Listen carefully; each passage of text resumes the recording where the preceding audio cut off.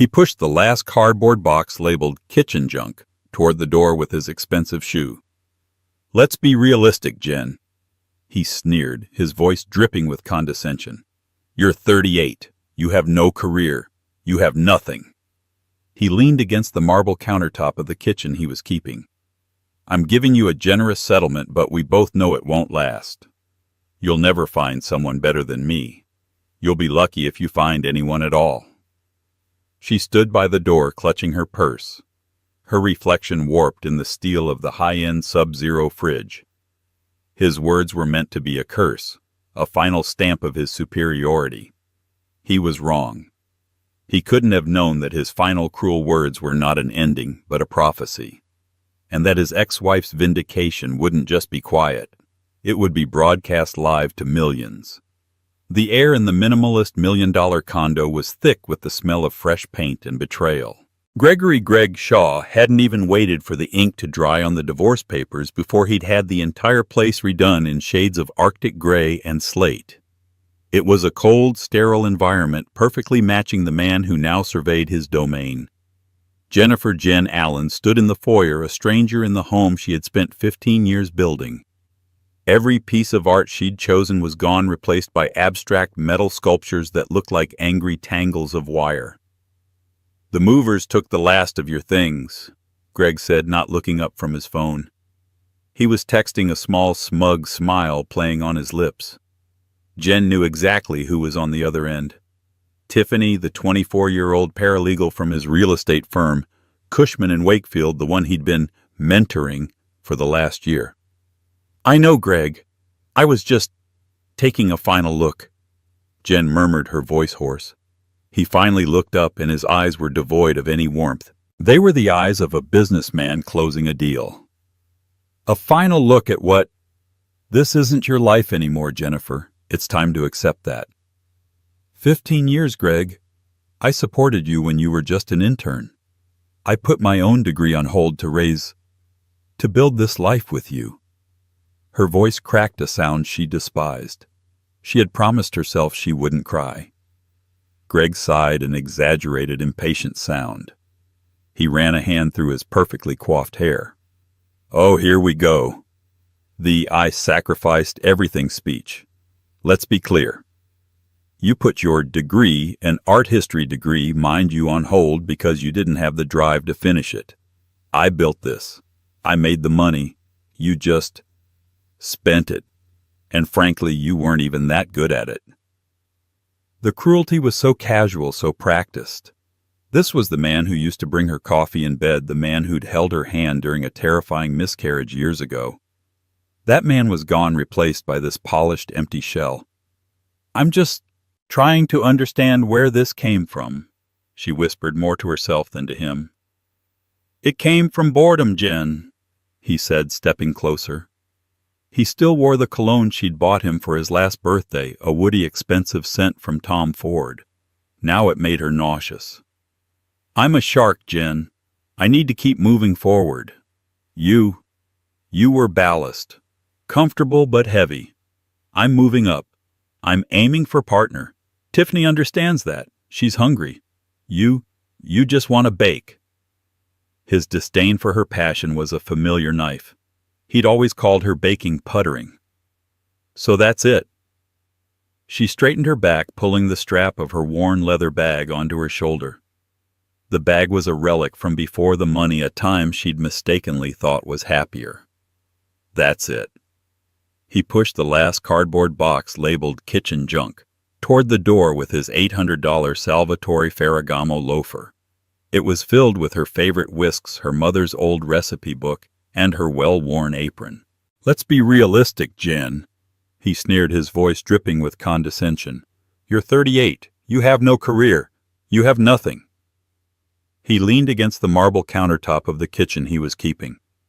"I'm giving you a generous settlement, but we both know it won't last. You're not smart with money. You're too emotional." "It's not generous, Greg. It's half of what I'm owed. Your lawyers buried mine in paperwork." "That's how the game is played, sweetheart," he scoffed. "And you're not a player. You're a hobbyist. And the world is run by professionals." He paused, looking her up and down. She was wearing simple jeans, a worn sweater, and no makeup. Her dark curly hair was pulled back in a messy bun. She knew she looked tired. She felt ancient. "I'm just saying," he continued, "don't come crying to me in 6 months when you've blown through the cash and you're working as a barista, because I won't help you. I would never ask you for anything, Greg, ever again." "Good." He smiled, but it didn't reach his eyes. "You'll never find someone better than me. You'll be lucky if you find anyone at all. I was the best thing that ever happened to you." The words hung in the air, cold and sharp as glass. "You'll never find someone better." It was his final verdict on her life. Jen stared at him, a flicker of something new. Not sadness, but a cold, hard anger igniting in her chest. She didn't say a word. She simply picked up the box of kitchen junk, turned, and walked out of the condo. She didn't look back as the heavy oak door clicked shut behind her, sealing off 15 years of her life. Down on the street, parked in a no-parking zone, was a gleaming white Mercedes-Benz C-Class. Tiffany was in the driver's seat, sunglasses on, tapping impatiently on her phone. She glanced up as Jen emerged, a look of pure, triumphant scorn on her face. Jen met her gaze, held it, and then walked past, her knuckles white as she gripped the cardboard box. Her new life was waiting. It was a tiny one-bedroom apartment on Pearl Street, smelling of old carpet and faint curry from the neighbors. It was a world away from the Arctic gray condo and the smell of Tom Ford. That night, Jen didn't unpack. She sat on the floor of her empty living room, the city lights of Denver just a distant glow. She opened the box labeled kitchen junk. She pulled out her mother's recipe book, the binding cracked and stained with vanilla extract. She cried. She cried for the man she'd loved, for the baby she'd lost, for the years she'd wasted. She cried until she was empty. And then around 2 a.m. she stood up. She walked into the tiny dated kitchen with its laminate counters and avocado green stove. She opened the recipe book to a page marked Grandma's Lemon Tart. She found the flour and sugar she'd bought on the way over. She found her whisk. And in the silence of her new small life, with Greg's curse echoing in her ears, "You'll never find someone better." Jen Allen started to bake. The sharp, clean scent of lemons began to fill the room, the first good smell in a very long time. She was a hobbyist. She was a nothing. But as she folded the butter into the flour, her hands for the first time in years felt steady. The first 6 months were a blur of powdered sugar and panic. The generous settlement after paying the deposit on the apartment and buying a used rattling 2008 Honda Civic was terrifyingly small. Jen knew Greg was right about one thing: it wouldn't last. She applied for jobs. She went to interviews at art galleries and museums. The responses were always the same. 15 years is a long gap, Mrs. Allen. We're looking for someone with more recent digital curation experience. She was a relic. The panic attacks started waking her in the cold dread of 3 a.m. Greg's voice was a constant loop in her head. "You're nothing without me. Lucky if you find anyone at all." Her only solace was the tiny kitchen. She baked. She baked to stay sane. She baked because it was the only thing she knew how to do well. She gave her creations away to her neighbors, to the mailman, to the woman at the dry cleaner. It was her best friend Sarah, a no-nonsense ER nurse, who finally snapped her out of it. Sarah came over after a 12-hour shift, took one bite of a chocolate lavender scone, and slammed her hand on the counter. "Jen, this is not a scone," Sarah declared. Jen flinched. "What's wrong with it?" It's a religious experience. It's a work of art, and you're giving it away." "I don't know what else to do with it, Sarah." "You sell it. You stop applying for jobs you don't even want. You take that kitchen junk box of yours and you turn it into a business." "A business, Sarah? I wouldn't even know how. A bakery." "No, not a bakery. Not yet. A farmer's market stall. The one at Cherry Creek. It's expensive, but it's the best. You've got to be around people who will pay for quality." So with Sarah's help, Jen liquidating the last of her old life, a pair of diamond earrings, Greg had bought her a designer handbag and used the money to buy a tent, a foldable table, a business license, and ingredients. In bulk. She called her fledgling business the Mixing Bowl. The first day at the Cherry Creek Farmers Market was a disaster. She woke up at 4 a.m. It was a cold, rainy May morning. Her tent almost blew away. People hurried past clutching coffee cups, heading for the established vendors. She'd made $300 worth of pastries. By 11 a.m. she had sold one muffin to a very sympathetic-looking child. She was packing up early, tears of humiliation stinging her eyes when a man stopped at her stall. He was tall, dressed in a simple, almost worn Patagonia jacket and jeans. He had kind, tired eyes and a few days' worth of stubble. He looked, Jen thought, as exhausted as she felt. "You're closing up?" he asked. His voice was quiet, gentle. "Seems so," Jen said, trying to sound breezy. "Not a big day for lemon tarts." He looked at the small, perfect tarts. "That's a shame. They look like the best ones here." "They're the only ones here," she said with a watery laugh. He smiled. "My wife. She used to love lemon tarts. I haven't had a good one in a long time." The "used to" hung in the air. Jen understood loss. "Well, take one. On the house," she said. "No, I couldn't. Please. Otherwise I'm just going to eat them all myself in my car." He chuckled, a nice warm sound. He pulled out his wallet. "I'll take 4. And I'm paying for all of them." He paid with a crisp $100 bill and told her to keep the change. I don't have change for this," she stammered. "Then I guess I'll have to come back next week to get my change in pastries," he said. He picked up the bag. "Thank you. These smell like hope." He walked away before she could say anything else. His name was Rob. He came back the next week. And the week after. He became her first regular. He never talked about his work. He talked about books, about the weather, about her baking. He'd ask, "What's the story behind this one?" And she'd tell him about her grandmother's oatmeal cookies or the pear and cardamom bread she'd invented when she couldn't sleep. He was just Rob, a kind, quiet man who liked her baking. Her business grew, slowly, painfully. She wasn't getting rich, but she was paying her rent. The Mixing Bowl was getting a small, loyal following. Then one sun-drenched Saturday in July, the past walked up to her stall. Greg and Tiffany. Jen's stomach dropped to the floor. Greg was wearing a crisp polo shirt and expensive sunglasses. Tiffany, clinging to his arm, looked like a living Instagram filter, all perfect teeth and highlighted hair. "Well, well, well," Greg said, his voice loud enough for the other customers to hear. He looked at her tent, her handwritten sign, her simple pastries. The same sneer she remembered from the condo was plastered on his face. "A little bake sale. How quaint." "Hello, Greg," Jen said, her hands gripping the edge of her table. I'm almost impressed," he continued, gesturing to her lemon tarts. "You finally found a way to make money from your puttering. How much do you clear a day? $50, $100? Tiffany giggled, a high, tinkling sound. "It's cute, Greg, like a little girl's lemonade stand." "So this is what you're doing," Greg said, his voice dropping to a faux sympathetic tone. "This is the big new life, selling cookies in a tent. I told you, Jen. I told you this is where you'd end up."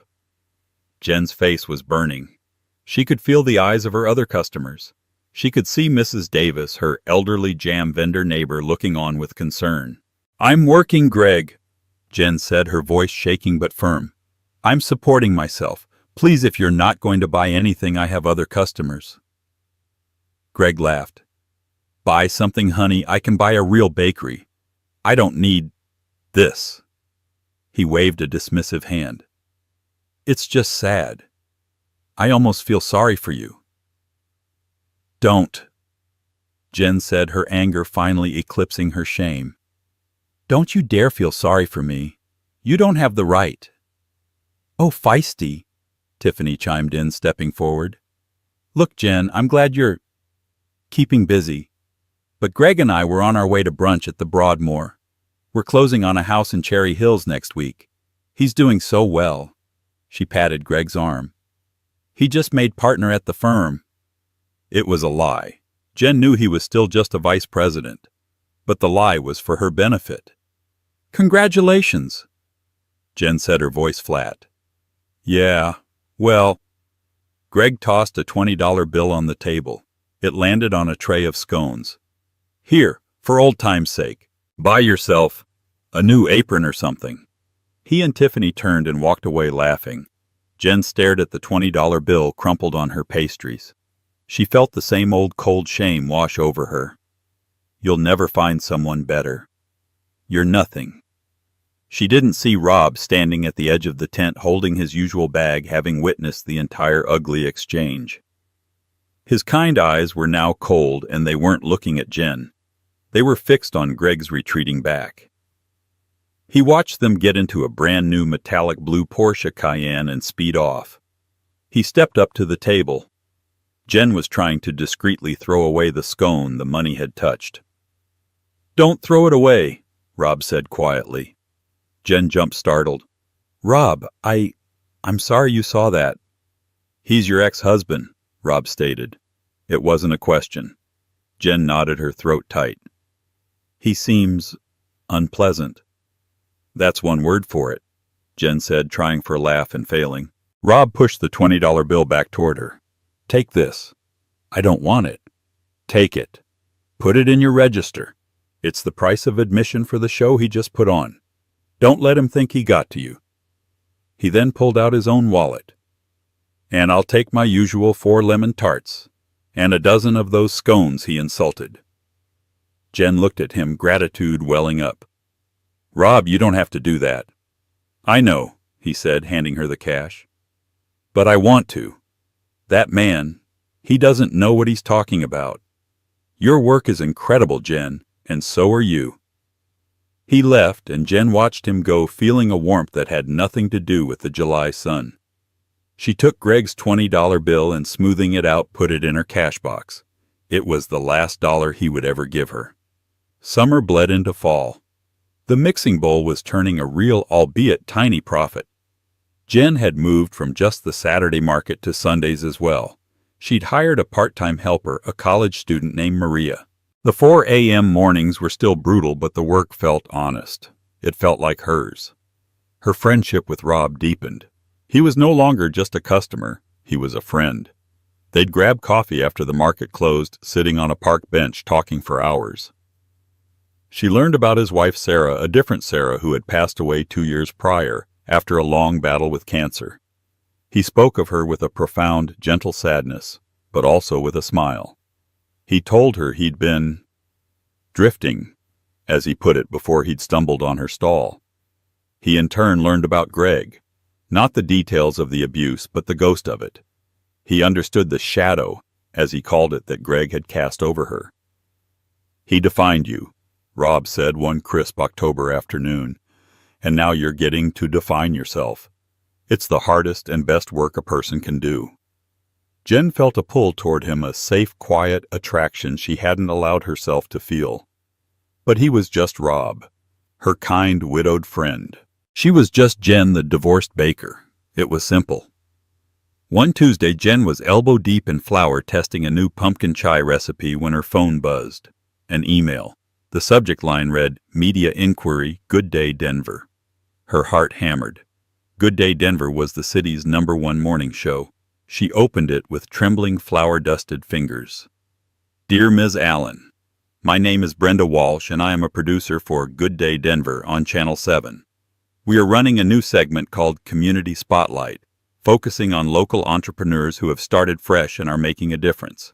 Your name was recommended to us as an inspiring local success story. We would love to feature you and the Mixing Bowl live in our studio next Friday, October 20th, during the 8 a.m. hour. Please let me know if you are available.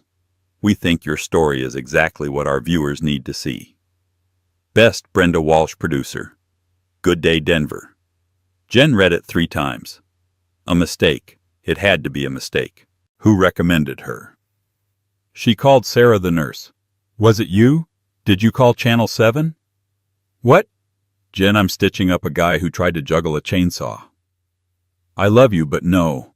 Why? Jen told her. Sarah screamed so loud the patient probably jumped. You're going to be famous. You have to do it. Jen was terrified. Live TV. What if she said something stupid? What if she froze? What if Greg saw? The thought of Greg seeing her almost made her decline. He would mock her. He would find a way to tear it down. She told Rob about it at the market that Saturday. His reaction was immediate and absolute. You must do it, Jen. But Rob, I'm a baker. I'm not a story. And I'll be terrible. I'll get nervous and drop a scone on the floor. He put his hands on her shoulders, his gaze steady. Jen, look at me. Your story is inspiring. You built this from nothing. You took your pain and you made something beautiful out of it. People need to see that. You need to see that. Who even recommended me? Rob smiled a little mysteriously. Denver is a small town. Word gets around about the best lemon tarts. She agreed. The next few days were a blur of panic planning and baking. Brenda, the producer, was incredibly kind. Just be yourself, she advised over the phone. People will love you. Meanwhile, Greg Shaw was not having a good month. The real estate market had taken a dip. A huge deal he'd been counting on in the tech center had fallen through, and Tiffany was becoming expensive. Her demands for designer bags and weekends in Aspen were constant. He was feeling the pressure.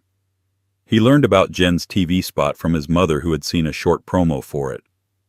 Isn't that nice? His mother had said. Jennifer is going to be on the news for her little bakery. Greg's blood ran cold. On TV. His failed cast-off wife. Being celebrated. It was an insult. It was a reflection on him. It suggested she was fine without him. He picked up his phone. He found the contact for a guy he'd played golf with, someone high up in ad sales at Channel 7. He sent a text. Hey Mark, need a number for a producer on your morning show? Brenda Walsh. Have some background on a guest she's booked. It's important. He got the number. He called Brenda. Brenda Walsh speaking. Ms. Walsh, my name is Gregory Shaw. I'm Jennifer Allen's ex-husband. There was a pause. Okay. Look, I'm calling out of concern, Greg said, his voice smooth and practiced. Jen, she's not well. She's been through a very difficult, very public breakdown. This divorce, it's unhinged her. Putting her on live TV, I think it's irresponsible. She's fragile. She's unstable. I'm worried she'll have an episode right on your set. It would be a disaster for her and for your show. He laid it on thick, emotional instability, prone to hysterics, not in her right mind. He painted a picture of a woman on the edge. There was a long, cold silence on the other end of the line.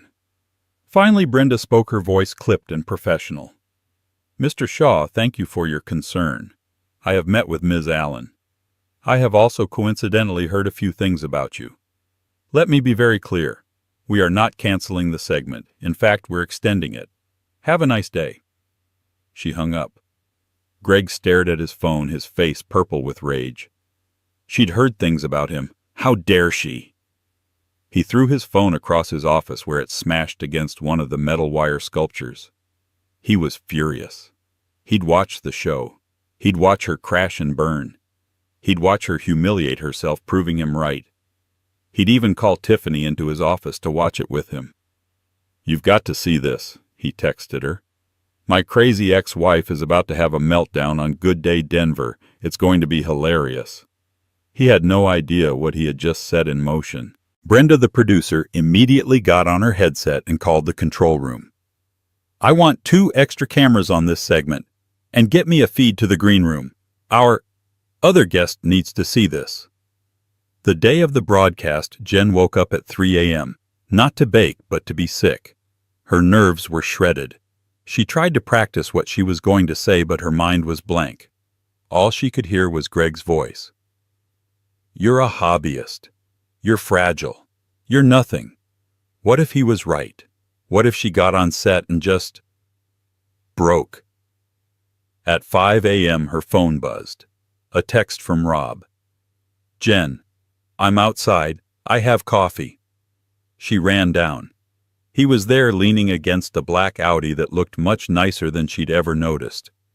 He was wearing his usual jeans but with a nice button-down shirt. He handed her a coffee. "Rob, what are you doing here? It's pouring rain." "I'm your ride," he said simply. "You didn't think I'd let you drive yourself, did you? You'd end up in Nebraska." She started to cry right there on the sidewalk. "I can't do this, Rob. I'm so scared." He didn't hug her. He just stood there solid as a rock. "Yes, you can. You're scared. That's normal. But you're also the woman who built a business from scratch while her entire life was falling apart. You're the strongest person I know. This is just talking. What do I even say? You tell the truth. You tell them about your grandmother's recipes. You tell them why you love the smell of lemons and cardamom. You tell them your story, not the part about him." He said, his voice hardening, "but the part about you." He looked at his watch. "I have to be somewhere this morning, a big meeting. But I'll be watching. I promise. I'll text you the second you're done. Now get in the car. You're going to be great." He drove her to the Channel 7 studio, the big meeting clearly on his mind. He seemed preoccupied checking his phone, but he was still a calming presence. He dropped her at the front entrance, gave her a quick supportive squeeze on the arm, and said, "Knock 'em dead, Jen. I'll be rooting for you." She watched him drive off, his words giving her a small flickering flame of confidence. The studio was chaotic. People with headsets were running everywhere. Brenda, the producer, met her, a warm smile on her face and a fire in her eyes. "Jen, you look fantastic. We're so excited." She was bustled into makeup, where a kind woman covered the dark circles under her eyes. She had brought her best pastries arranged on beautiful wooden boards Rob had helped her pick out. They set them up on the Good Day Denver kitchen set. It looked professional. Her work, on TV. Brenda led her to the green room. "Mike, the host, will be in to prep you in a minute. We go live at 8:15. Just relax." Jen sat on a plush couch, her leg bouncing. The TV in the green room was playing the show, currently on a long commercial for a car dealership. A few minutes later, another man was escorted into the green room.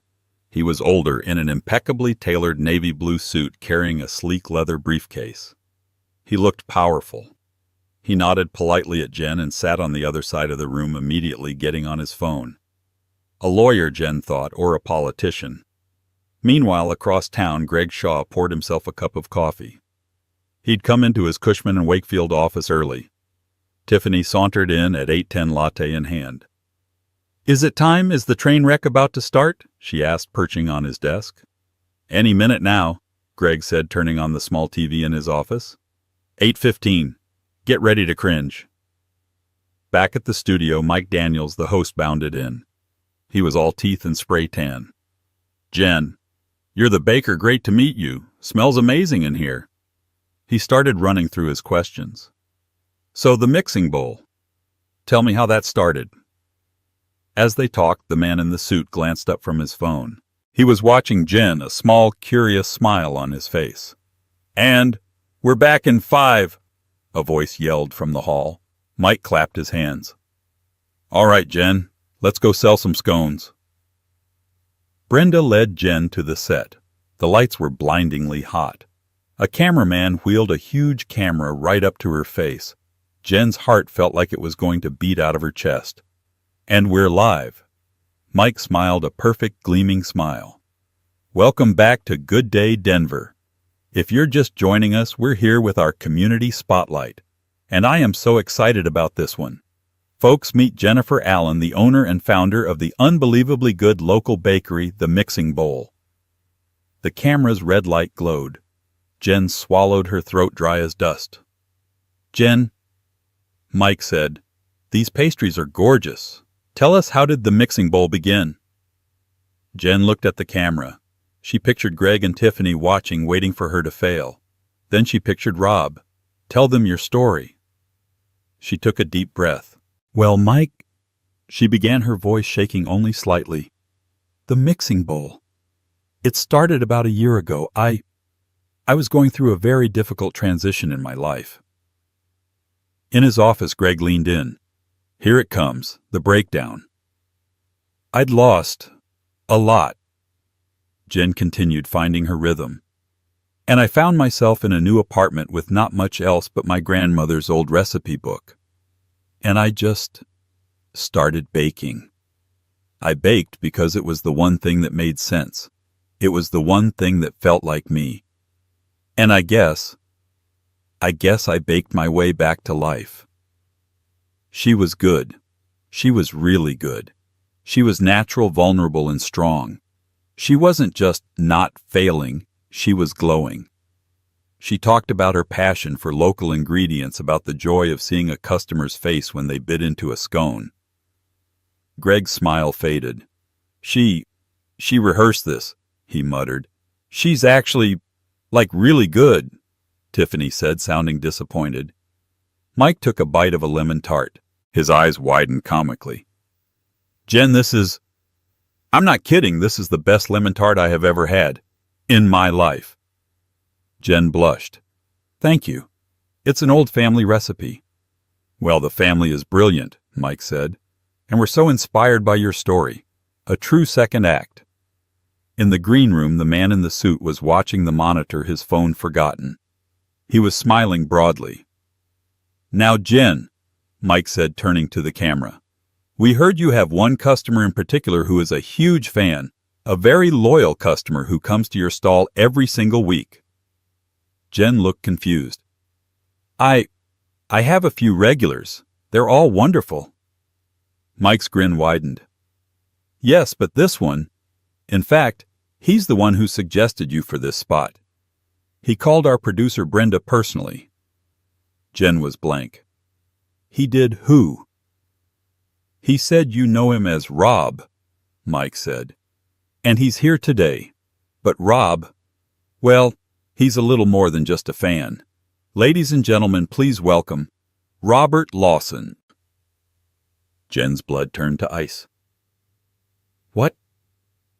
The man from the green room, the powerful man in the suit, was now walking onto the set, shaking Mike's hand. Greg Shaw in his office froze. His coffee mug slipped from his hand and shattered on his desk, splashing hot coffee over quarterly reports. No, Greg whispered. No, that's not Robert Lawson. Tiffany, daughter of a finance broker, knew exactly who he was. Oh my God, she breathed. That's the Robert Lawson, CEO of Lawson Global Tech. He's one of the richest men in the state. He's a billionaire, Greg. A billionaire. On the screen, Robert Lawson. Rob was walking past the host and straight toward a completely shell-shocked Jen. He took her hands. He was smiling, his eyes, the same kind, tired eyes she'd always known were sparkling. You're doing amazing, Jen, he said, his voice quiet just for her, though the mic picked it up. Rob, she whispered, her mind unable to compute. The suit. Lawson Global Tech. You told me you had a meeting. I did, he said, turning to Mike but still holding Jen's hand. With your producer Brenda, and then with my legal team. He gestured to the man in the green room who was now standing at the side of the set, briefcase open. Robert? Mr. Lawson? What on earth is going on? Mike, the host, stammered, looking at his teleprompter, which was now just a blank, useless screen. The segment was off the rails, and it was just getting started. The studio was in a state of controlled chaos. Brenda, the producer, was in the control booth, headset clamped on, speaking in a low, urgent voice. Stay on the two-shot, get a camera on Mike's reaction, and whatever you do, do not go to commercial. On set, Mike Daniels was visibly sweating under his makeup. Robert Lawson. This is an incredible surprise. We are honored to have you. I had no idea you were a fan of Good Day Denver. Rob finally let go of Jen's hands, though he kept a proprietary arm around her waist, anchoring her. Jen herself hadn't moved. She was staring at the man she thought she knew, this quiet widower in a Patagonia jacket, who was now revealed as one of the most powerful tech innovators in the country. the man whose name was on the side of the Lawson Innovation Center downtown. "I'm not just a fan of the show, Mike," Robert said, his voice calm and authoritative, the gentle Rob persona replaced by a CEO's command. "I'm a fan of Jennifer. I've been a fan since the first day I tasted one of her pastries." So you're the Rob who recommended her?" Mike asked, trying to regain control of his show. "I am," Robert said. "I called Brenda. I told her that if she was looking for a story about resilience, about talent, about someone turning grit and passion into a real-life success, she had to meet Jen." He turned and looked directly at Jen, his expression softening back into the man she knew. "I'm sorry for the deception, Jen. The just Rob thing. When my wife passed the world, it became very loud. Everyone was Mr. Lawson. Everyone wanted something. I started going to that farmer's market because it was the one place I could just be a guy. Anonymous. And then I met you." Jen's mind was racing. The old Audi. The talk of a meeting. The Patagonia jacket. A classic Silicon Valley stealth wealth uniform she'd been too naive to recognize. You own Lawson Global Tech." She whispered the words, feeling absurd on her tongue. "I do," he said. In Greg's office, Tiffany was frantically Googling on her phone. "Greg, his net worth is estimated at $4.8 billion. He's divorced, no widower. His wife died. He's the most eligible bachelor in the country, and he's buying scones from her." Greg was silent. He was staring at the screen, at the way this billionaire was looking at his ex-wife, the way he was touching her.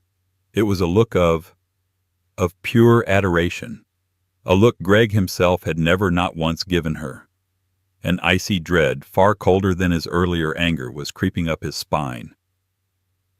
"But Mr. Lawson," Mike, the host, pressed, "surely you're not just here to endorse the lemon tarts. This is a big gesture." "It is," Robert said, his smile fading. He turned not just to Mike, but to camera one, the main camera, the one broadcasting to all of Denver. He was looking, Jen realized, right at Greg. "I'm here," Robert said, his voice dropping, "because I have a story too. I told you I met Jen when I was drifting. I was lost.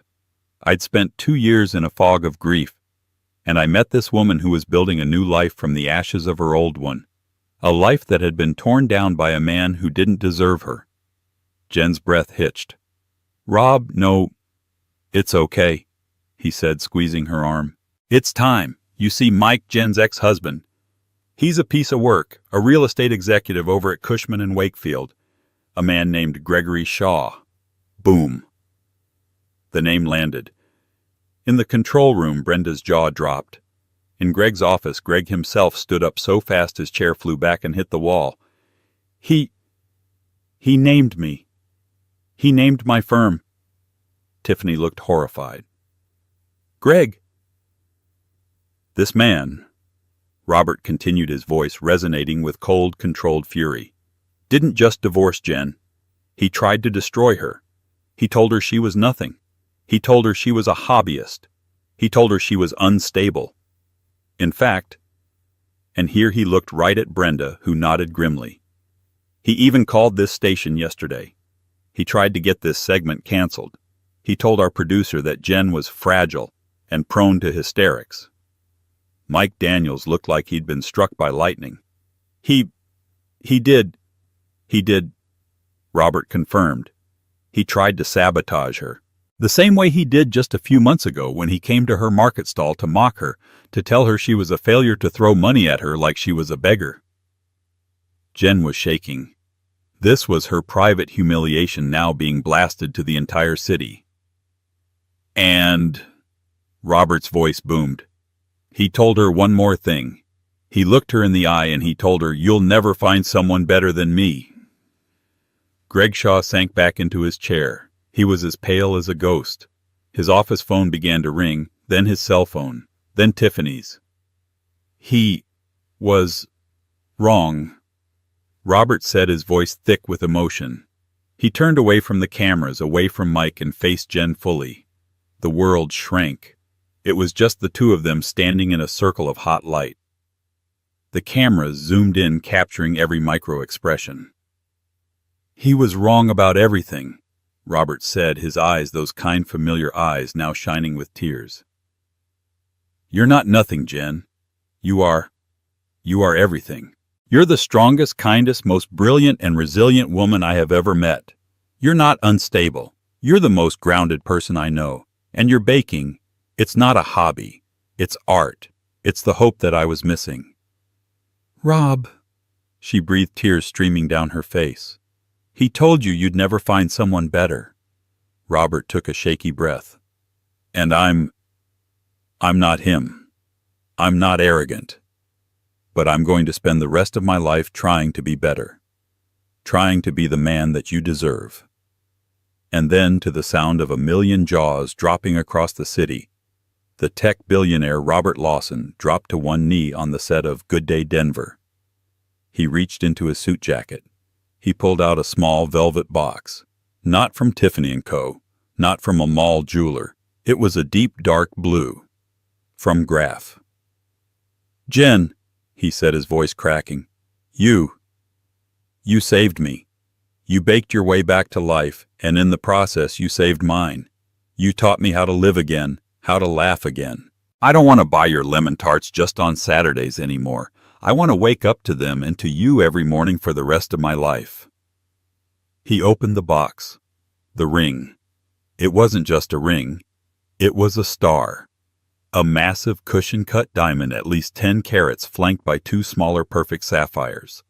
It was elegant, timeless, and worth more than Greg's condo, his Porsche, and his entire commission for the year combined. In his office, Tiffany let out a small, strangled squeak. "Jennifer Allen," Robert Lawson said, his voice ringing with absolute sincerity. "You are my second act. You're my only act. Will you marry me?" The studio was so quiet you could hear the hum of the cameras. Jen stood frozen, the tears on her face illuminated by the studio lights. She looked at the ring, then at the man kneeling before her. This was not a dream. This was Rob. Her Rob, who just happened to be a billionaire, kneeling on a cheap kitchen set asking her to marry him. All the old voices, Greg sneering, the "you're not good enough," the 15-year gap, they all just evaporated. They were burned away by the genuine, loving, hopeful look in Robert's eyes. She took a deep, shuddering breath, and she smiled. "Yes," she whispered. "What was that?" Robert whispered back, a grin spreading across his face. "Yes," she said louder. "Yes, Rob. 1,000 times yes." Robert let out a laugh of pure relief and joy. He slid the enormous diamond onto her finger. It was a perfect fit. He stood up, pulled her into his arms, and kissed her. It wasn't a chaste television-friendly peck. It was a real kiss, passionate and full of promise, right there on live TV. The studio crew, the producer, even Mike, the host, erupted in applause. Mike, recovering, stumbled back into frame. "Well, I think that's a yes. Congratulations to Jennifer Allen and Robert Lawson. We have to go to a commercial break. Wow. Just wow." The second the show cut to commercial, Brenda's voice came over the studio loudspeaker. "That's the best damn television I've made in 20 years. As the ads for Chevy Truck Month rolled, Greg Shaw's world was ending. His office phone, his cell phone, they were both ringing off the hook. He looked at the caller ID. The managing partner of his firm, the head of HR, his mother. He ignored them. He was staring at the dark screen, at the after image of that ring, that kiss. He planned it," Greg whispered. "The whole thing. He tanked my career on live TV." "He didn't just tank it, Greg," Tiffany said, her voice shaking. She was already backing toward the door, grabbing her purse.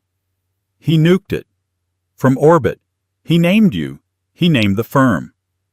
"Tiffany, where are you going?" "Where am I going?" She looked at him, her pretty face twisted in a mask of contempt and panic. "I'm going to my car. I'm going to my apartment, and I'm going to block your number. I am not going down with you. Down with me, I'm a partner. Or, I'm making partner. You're a joke, Greg, she shrieked. You're the guy who let a billionaire's fiancé slip through your fingers because you were busy with me. You told me you were the catch. You told me she was nothing. You're a fool. The entire city just watched you get checkmated by a man who could buy this entire building with his pocket change. But us, he stammered. There is no us, she spat. You're radioactive. I'm not tying my future to you, the guy who mocked the lemon tarts of the future Mrs. Robert Lawson. She yanked open his office door and was gone. Greg was left in the silence, broken only by the incessant shrill ringing of his phones. He looked at the shattered mug on his desk, the coffee soaking into the papers. You'll never find someone better. He had been so sure. It had been his one true belief. He was the prize. On the TV, the commercials ended. Mike Daniels was back looking dazed. Welcome back to Good Day Denver.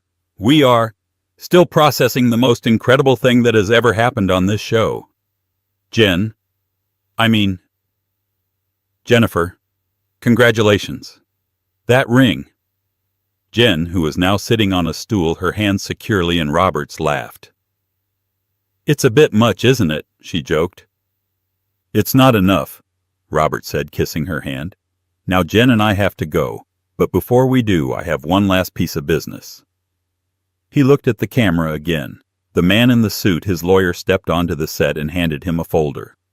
Mr. Shaw, Robert said, his voice flat and cold as steel.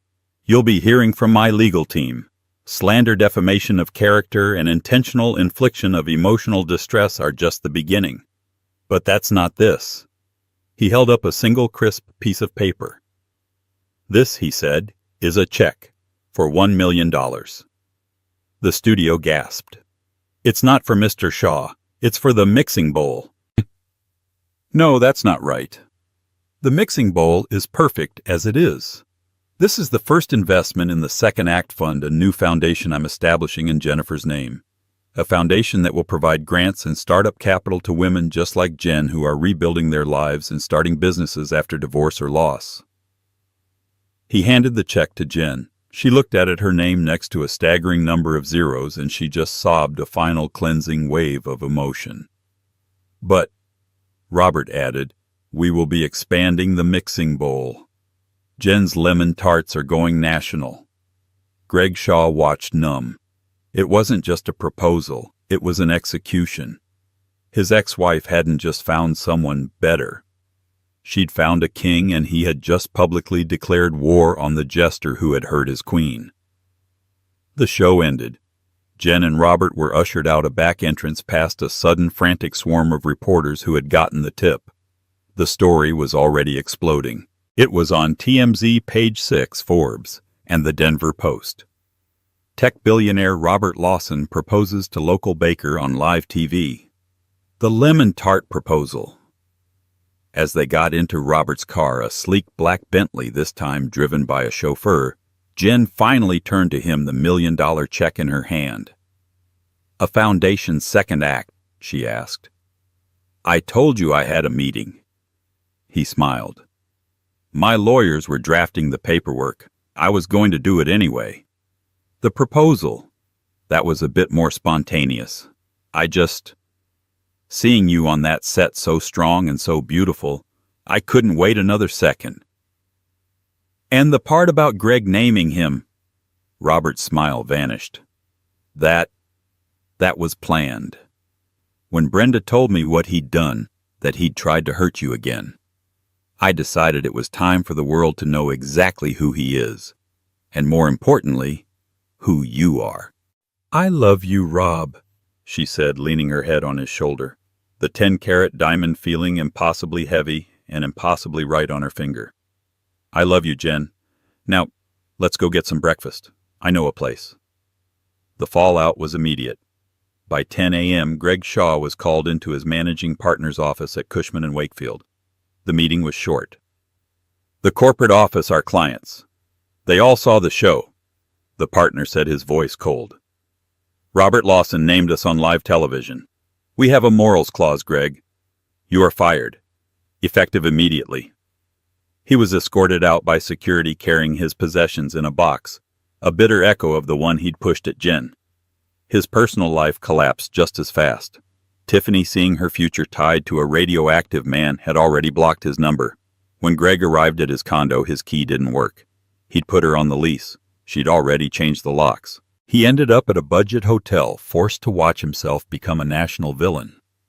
TMZ had found a bystander's video of him sneering at Jen's market stall, and they played it on a loop next to the clip of Robert's tearful, loving proposal. Team Jen was trending. While Greg's name became poison, Jen's became an inspiration. The Second Act Fund was a viral sensation. Robert's initial $1 million investment was matched by his billionaire friends, and the foundation had over $10 million before it even had a website. To escape the media storm, Robert took Jen to his private villa in Lake Como. There they planned. Jen was adamant she would not stop baking. The mixing bowl was her identity. So they decided to expand not as a soulless franchise, but as a beautiful flagship bakery in Denver.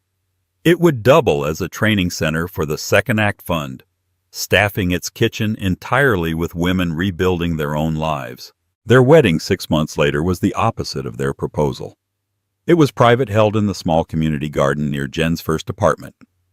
Sarah, the nurse, was her maid of honor. Greg's fate was the inverse.